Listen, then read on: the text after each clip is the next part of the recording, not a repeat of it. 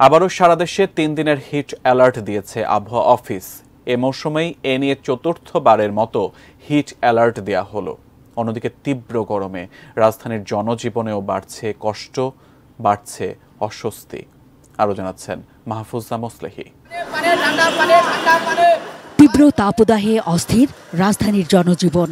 অস্বস্তিকর গরম আর কাঠফাটা রোদে চামড়া পুড়ে যাওয়ার দশা।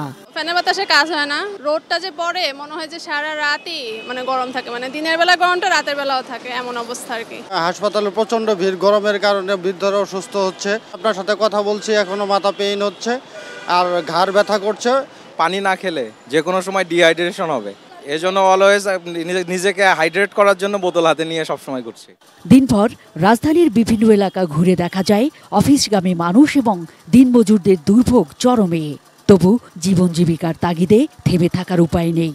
বাধ্য হয়েই ঘাম ঝরিয়ে ছুটছেন তারা। পাবলিক বাসে উঠলে অনেক দাঁড়িয়ে থেকে জামরুত লাগে, ঘামে যায়, রাতে 3 বার গোসল করা লাগে। এত গরমের ভিতরে টিকা যায় না। গাছতলা বৃষ্টি কি রোদের সময় দেখাচ্ছে ভাড়া মতো খুব একটা ভালো মারতে পারি না।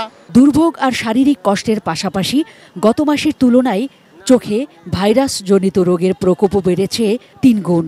অনেক বেশি লাল হয়ে যাচ্ছে, পানি পড়ছে, জ্বালা যন্ত্রণা হচ্ছে। মূলত হচ্ছে গিয়ে মোটরসাইকেল বাইকার যারা তারা বেশি আসছে এই সমস্যাটা নিয়ে। ওনারা যখনই হচ্ছে গিয়ে বাইক চালায় যেন হচ্ছে গিয়ে সানগ্লাসটা ইউজ করে। এ অবস্থায় আবারও 3 দিনের হিট অ্যালার্ট দিয়েছে আবহাওয়া অধিদপ্তর।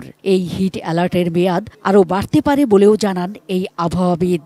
তাপমাত্রা যদি আমাদের 36 বা তার বেশি হয় তখন সেটাকে আমরা হিট অ্যালার্টের আওতায় নিয়ে আসি। প্রায় সারা দেশে আমাদের হিট অ্যালার্টের আওতায় আছে। আমার পরবর্তী 72 ঘন্টার জন্য আজকে সকাল 9:30টায় আমরা সেটা আপডেট করেছি। হয়তোবা আমরা এপ্রিলের যে কয়েকটা দিন বাকি আছে, অথবা পুরো দিন জুড়েই আমাদের হিট অ্যালার্ট থাকতে পারে। আগামী 72 ঘন্টার জন্য হিট অ্যালার্টের সময়সীমা বাড়ানো হলেও মূলত পুরো মে মাস জুড়েই সারা দেশে তীব্র তাপদাহ বইবে। একই সঙ্গে শরীরে অস্বস্তি বাড়বে বাতাসে জলীয় বাষ্পের আধিক্যের কারণেও, বলছেন আবহাওয়াবিদরা। Mahfuza Moslehi, ATN news, Dhaka.